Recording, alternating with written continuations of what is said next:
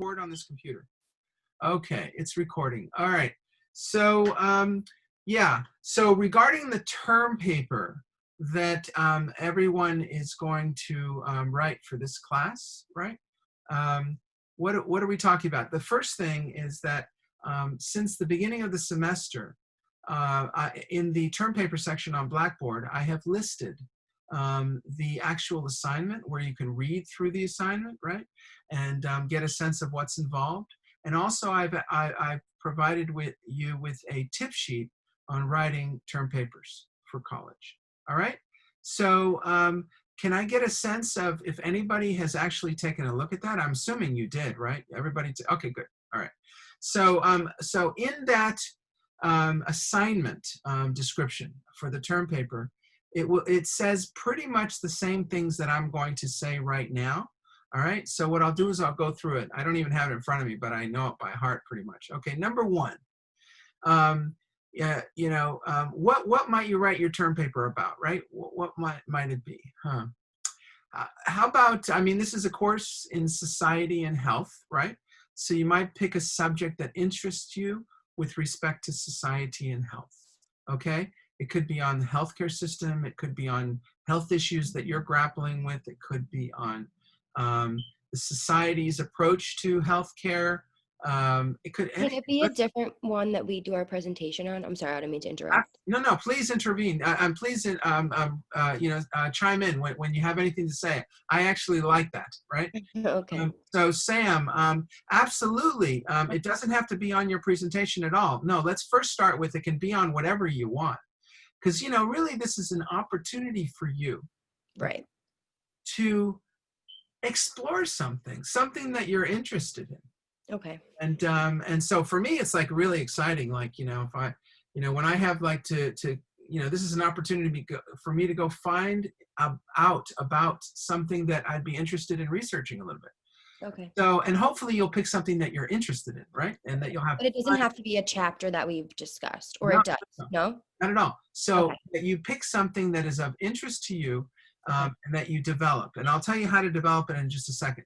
Okay. But what I do want to do is I want to say that on the one hand, pick something that you're interested in, to do with health.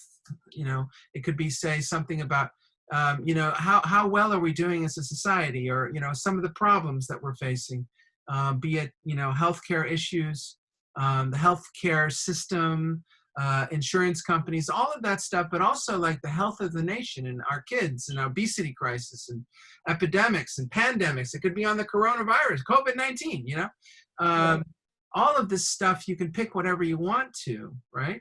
Okay. Could I even pick talking about including Sicko, the movie that we just watched in there? If I was going to do that's even funner, right? You pick something fun out of Sicko. Were you thinking of something in specific? I wrote down so much from that movie only because there were so many things that I had to pause and go back, and it's just really kind of sad to me how we grow up thinking that America is the greatest country in the world and there's nowhere better you could possibly live, and then you watch these people. I remember the doctor that was I have a nice home, I have an Audi, I'm living comfortably and I'm not robbing the people that I'm taking care of. I make more money when I help them, whereas I feel in this country, it's the opposite. People make more money just to screw us over. So I feel I could talk about that, segue into that or something. Perfect. I love it. Yeah, it's amazing. And you remember when he said, well, if you want a couple more TVs and a couple more homes and all the rest of that, maybe you should work somewhere else.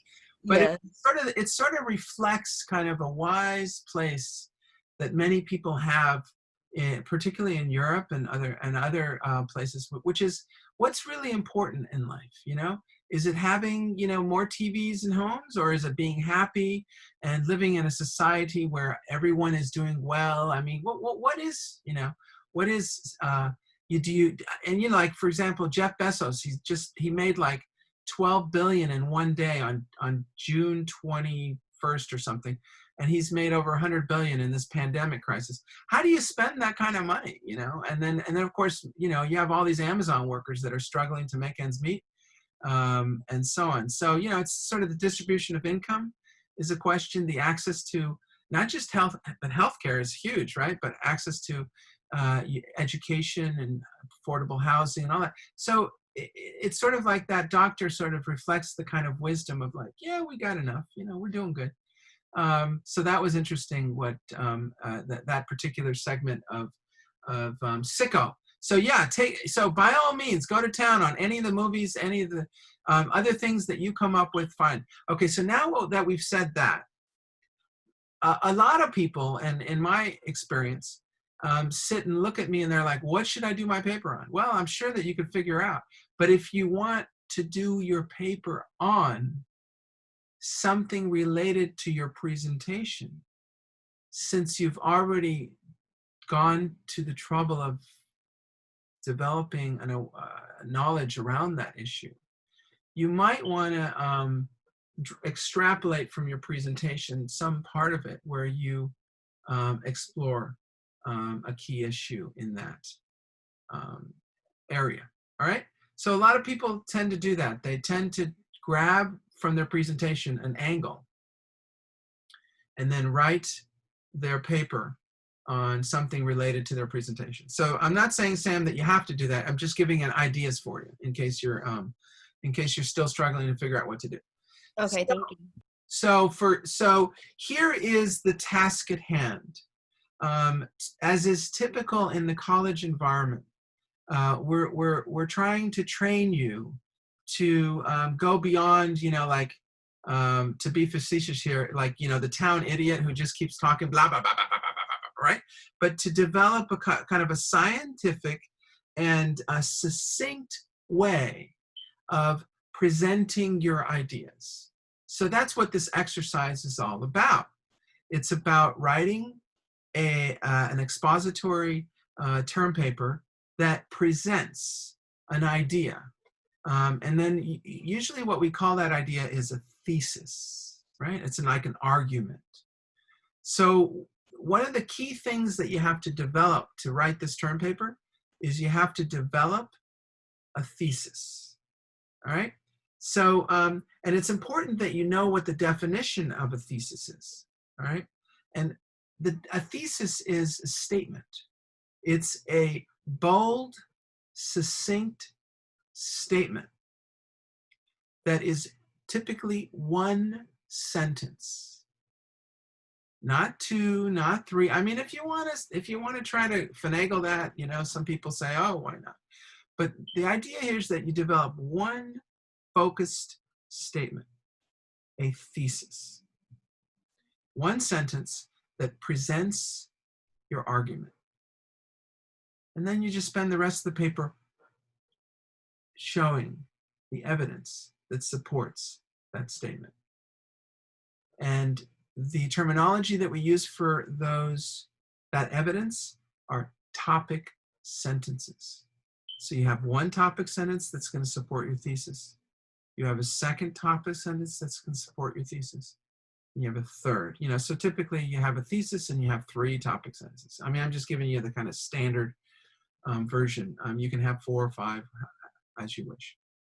All right, so your thesis is going to be that statement that presents an insight, like an argument, that's going to be what you're going to argue in the rest of your paper. Now remember that in your presentation, I asked you to do 3 things, which is, what did the author say?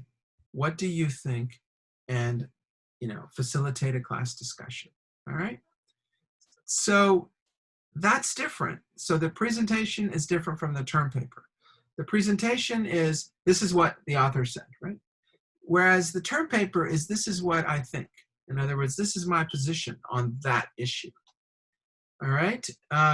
So you come up with a thesis, and then you come up with evidence to support your thesis, and then you structure it in the following way. In the introduction, you're going to want to put your thesis. You might want to put it on the first sentence and whatnot.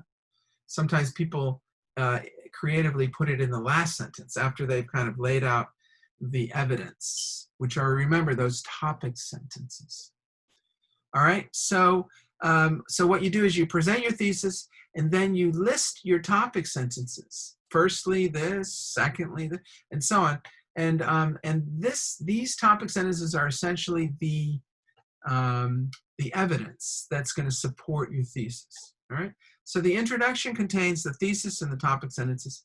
And then in your second paragraph, you might want to go right into your first topic sentence and sort of develop that evidence where you present it. And then as you finish the first topic sentence paragraph, where you present your piece, your evidence, your first case of evidence, you might want to do something which is a sort of a trick that I do in my writing, which is I call the home run effect. You can have a bunch of home runs, you know, in a game, right? So what you do after you present the first piece of evidence and you develop it in a paragraph, why don't you finish up the paragraph with something like, you don't have to use these words, but this shows that, and then repeat your thesis. So what you're doing is you're reminding the reader that that piece of evidence shows that whatever your thesis is. And then you go on to the second piece of evidence that you develop, and then you ended up with this shows that, or this demonstrates, or whatever. Okay, and so on. You go through your evidence, and then of course at the end of your writing, your narrative, your presentation, you want to put in a conclusion.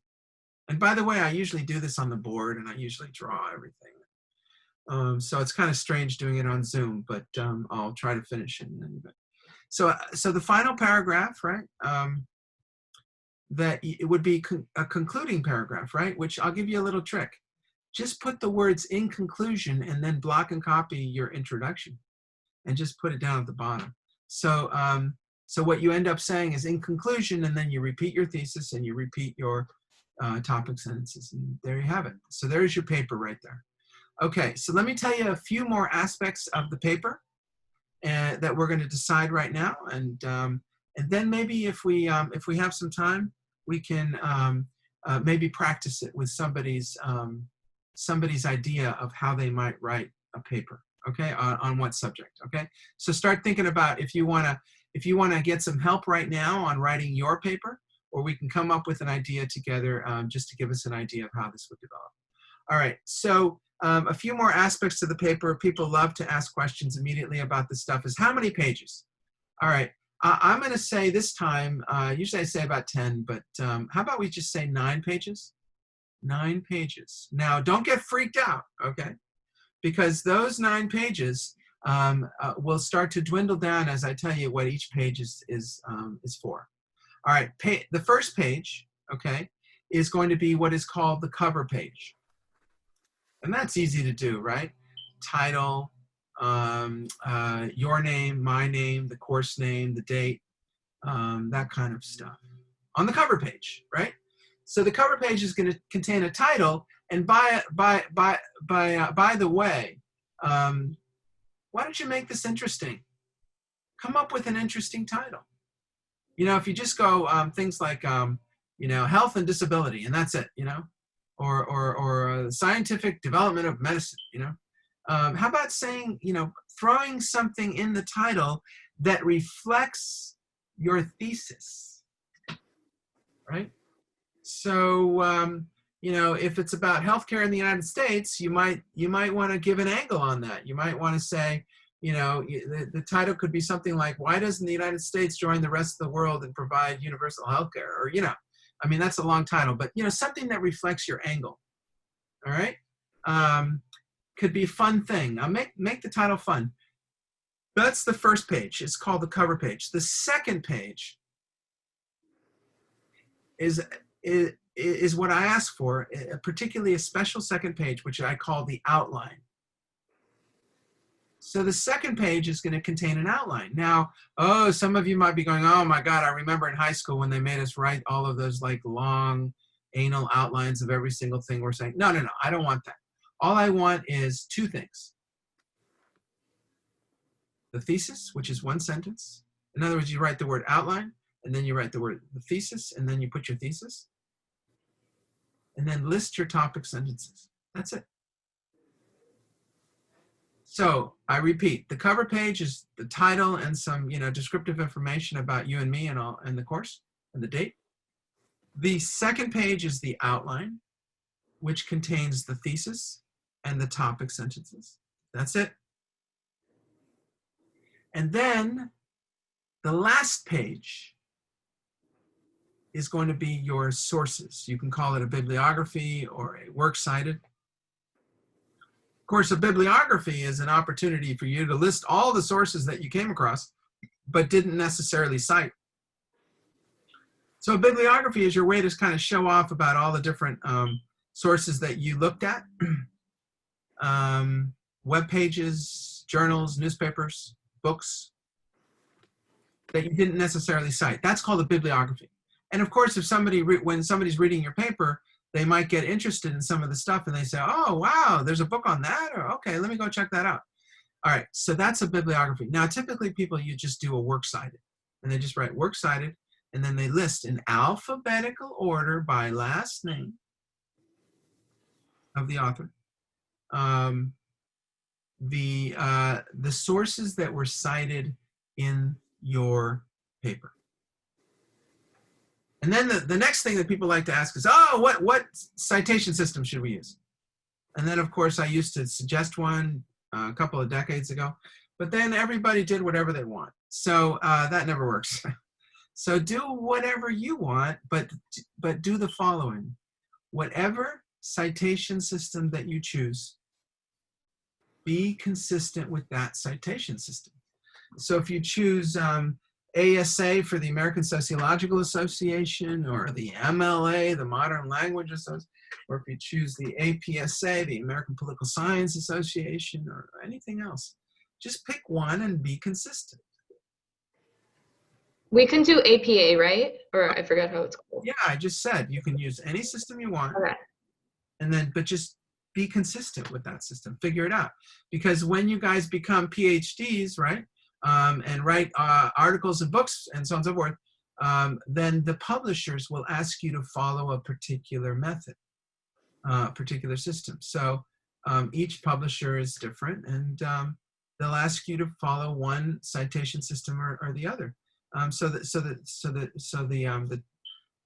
training here is to pick one and follow it.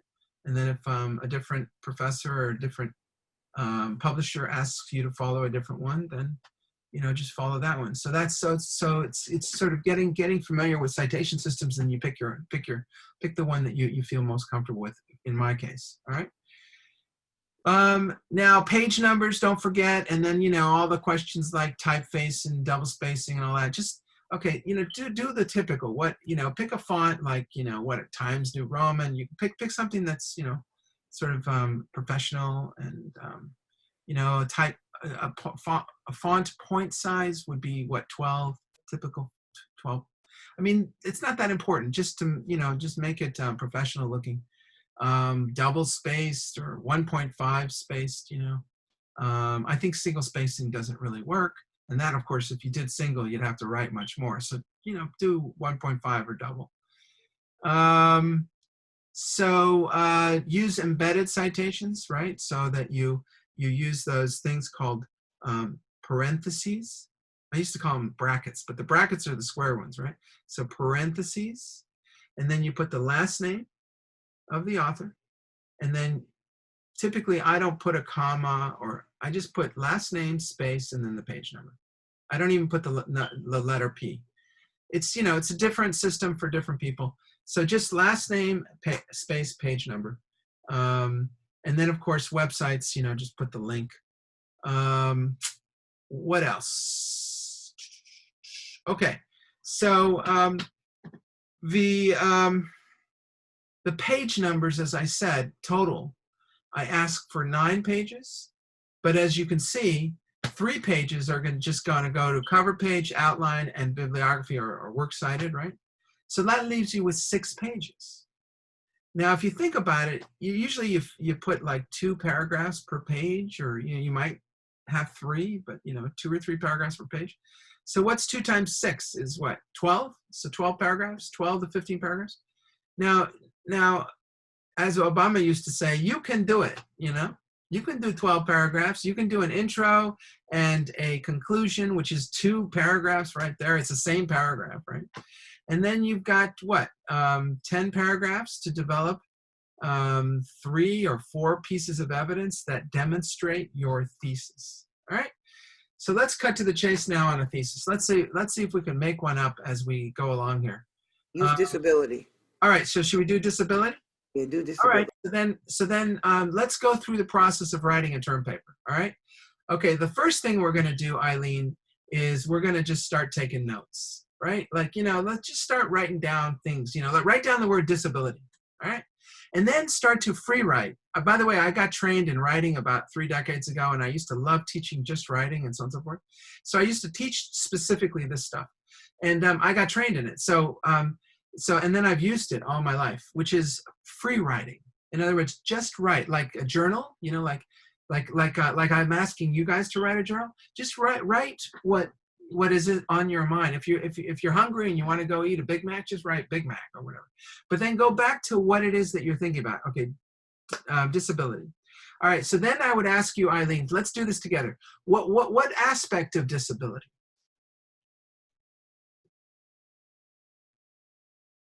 What this is a free write, so you're not stuck to it, but just what comes to mind? People don't have what they need when they go out to go shopping or go social, go out to move around. So what people who have disabilities struggle to get what they need. So they face, and so this is the stuff you would start writing down, like ideas that come to your head. Like they face difficulties in getting the stuff they need. So as you start developing your thinking with respect to disability, you're kind of focusing in on where you're interested in exploring. So now that we've kind of focused it in on people lack assistance, right, or struggle to get the things they need. So you could go so many different directions here. You could go in the direction of society's responsibility to take care of its own. And you could start heading in the direction of what kind of facilities exist and what kind of facilities and assistance is missing. And then you could go into things like what kind of people don't have that stuff and what kind of people do have that stuff. So you might want to take this down the route of race and class, where you talk about people who are wealthy who have it. Most people aren't, and most people don't have that kind of assistance, and they struggle with it. You could talk about questions of race. White people in a white a privileged society, right, tend to have that stuff perhaps, and you would have to do the research on this, right, and take a look into what kind of percentages of people don't have access to an assistance to getting things. And then as you develop Eileen, you're on a perfect stretch here, because now all you have to do is just describe what it is that people don't have access to, why, and in terms of the lack of assistance. So you just have to document it. And so you have to figure out, what kind of minority communities out there, for example, if you're going to go down the line of race, how well are they equipped with that with the assistance in when they have disabilities, and or the lack thereof, right?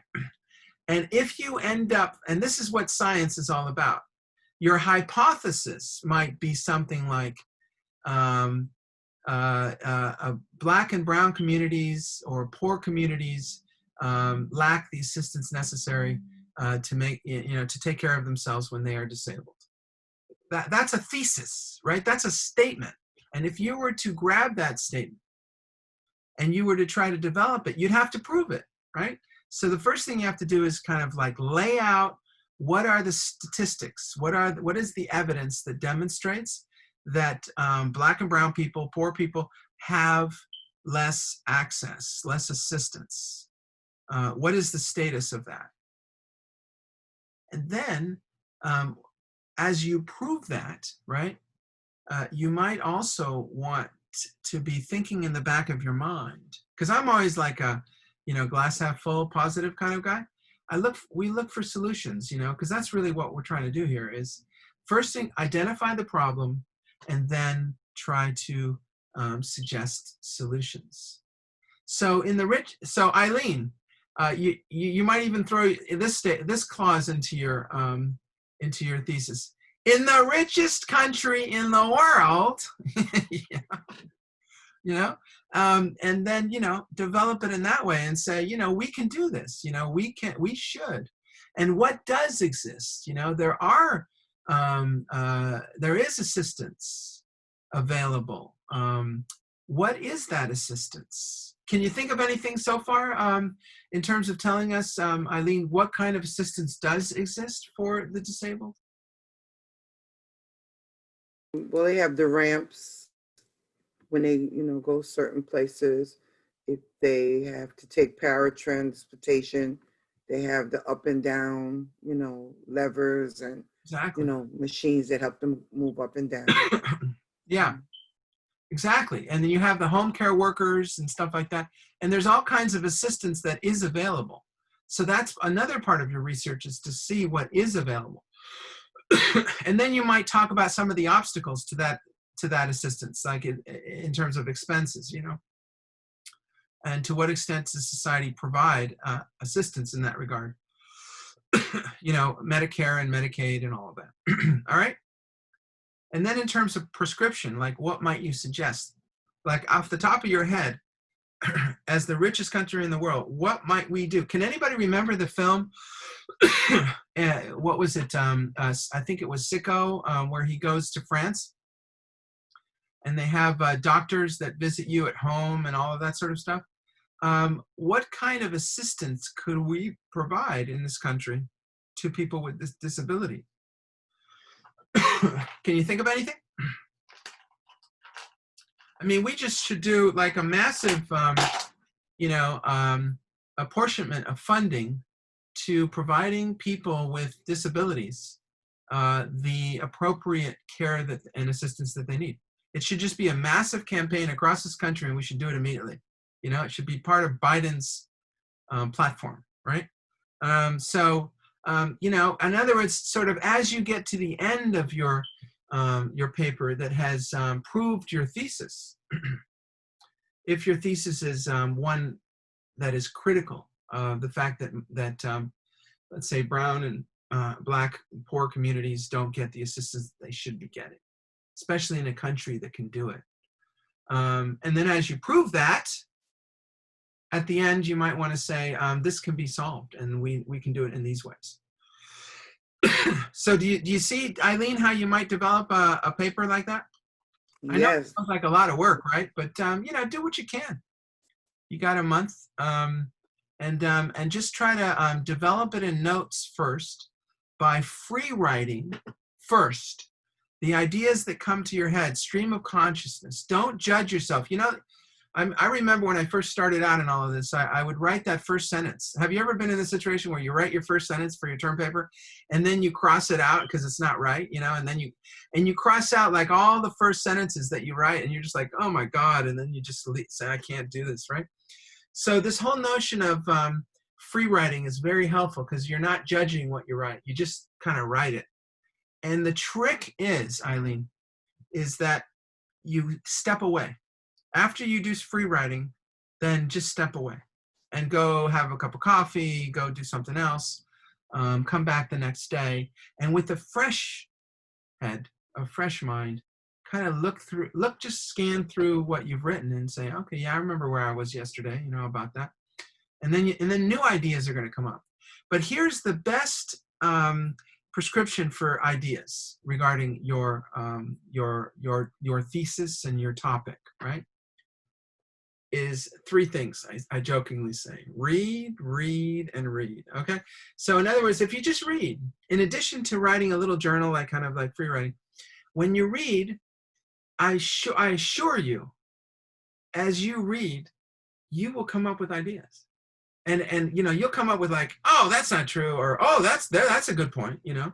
And you'll start to kind of interact dynamically with your reading, and you'll say, oh, that's interesting. Oh, and you might even come up with a different idea, you know. And so the immersing yourself in reading about your topic is the perfect prescription for generating ideas. And then you go back to your journal and you kind of continue to free write. And as you develop your kind of free writing, those paragraphs are going to start to form essentially into what are the paragraphs will be in your paper. And the beauty of, you know, of the computer and word processing and all of that stuff now, I did all my college career pretty much on typewriter, right? So we had to cut and paste and white out and all of that stuff. Towards the end of my college career, we began to get these computers. We could do it that way. So word processing is fantastic in the ability for you to move these paragraphs around. And then slowly but surely, you'll have kind of the, you know, some backbone of your paper in writing already. And that's, you know, sometimes it's not easy to come up with your thesis and the points ahead of time, right? You kind of go through the movements, right? And then you'll start to notice, oh, there's a point right there. That could be a topic sentence that supports my thesis. Let me write a draft version of my thesis, right?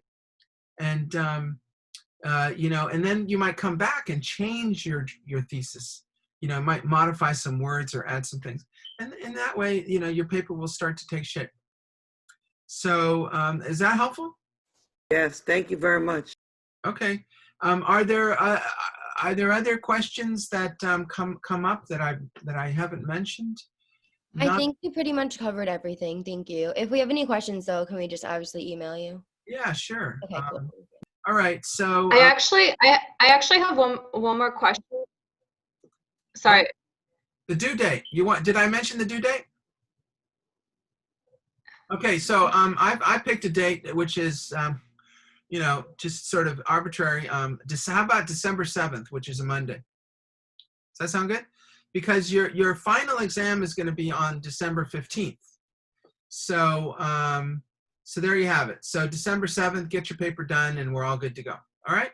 And don't freak out about it. I used to freak out about all my papers and, you know, incompletes and deadlines and all the rest. Just relax. Just get it done, and you know, make an argument and support it. Vanessa, did you want to ask a question? Yeah, I did. I just wanted to one more time regarding the outline, the second page. What did you say to include in it? Yeah, it was the thesis, right? Yeah, just the thesis, which is one sentence, and then the topic. Okay. Sentence, the topic sentence. Okay, so the topic sentences for all of like everything we write, and then do we kind of list it? Yeah, just list it. You know, just like, you know, put at, you know, at the top of the page, put outline, and then a couple hard returns down, just put the, you know, the thesis, and then a couple hard returns down, put 3, you know, or however many topic sentences you got. You know, just so that you basically. And then do you have to write in like, for example, like let's say my topic sentence is whatever. Do I have to write like what page it's on? No. All I want to do is get a sense of what your thesis is. And what you know, like, you know, when I look at your thesis, I'll be like, okay, I know what this is about, and then I'll look at the topic sentence. I'll say, oh, those are good points that support that thesis. So for me, it's helpful to get an immediate idea of what you're doing, but it's also, just to be blunt, it's to make sure that you know what you're doing. Like I want, you know, some people don't realize that when I ask for a thesis, that's what I want, you know, that kind of thing. And people don't know what a thesis is and all that sort of stuff. So this is a way to kind of train you to be able to identify that there's going to be one sentence in that first paragraph that's going to lay out my entire argument. All right. So, okay, got it. Thank you. And don't forget the home run effect, which I told you about, which is after each presentation of the evidence, say something like, this shows that, and then just repeat the thesis. You follow? Something like that, or this demonstrates, or whatever. Just so that you remind the reader of what it is that you're trying to argue step by step by step. It's just a trick. Professor, Oh, okay. can So we, kind of like once we get forming your thesis a after. rough draft, can we meet with you? Yeah, sure. So let me answer Eileen first, and then I think Vanessa had something else. But Eileen, absolutely. What I'm going to do is I'm going to hold office hours for the semester. I've been doing so, but I haven't always told you because but the office hours are on Wednesdays between 9 and 10:30 a.m. and between 12:30 and 2 p.m. on Wednesdays. So Eileen, just come and visit me with me before class, since we meet on Wednesdays, or after class. And I'm just sitting here twiddling my thumbs, and I'd be happy to meet with any of you and about your paper and so on and so forth. All right. Thank So you. Thank you. Was that helpful? Thank you. Okay. And Vanessa, did you have one more thing? No, it's fine. I just, like you said, you said after each evidence, you just kind of like plug the thesis into like sum everything up, right? I'm not saying you have to do that. It's just a stylistic thing that seems to help remind me. Sometimes I get lost when I'm reading, not just your papers, but other articles. And that's kind of the methodology I use. Mm-hmm. It's just a suggestion. All right, guys. So I think we've covered the whole kind of paper assignment. Remember, if you'd like to reread anything that I've said just now, much of it is in what is called the term paper assignment posting that I put into Blackboard under term paper. And there's also something there called tips for writing term papers and stuff like that. All right, guys, are we all good? Thank you. Have a great weekend. Okay, you too. Have a great weekend, everybody. You have a good weekend. Bye. All right. Professor. Have a good weekend. Okay, so you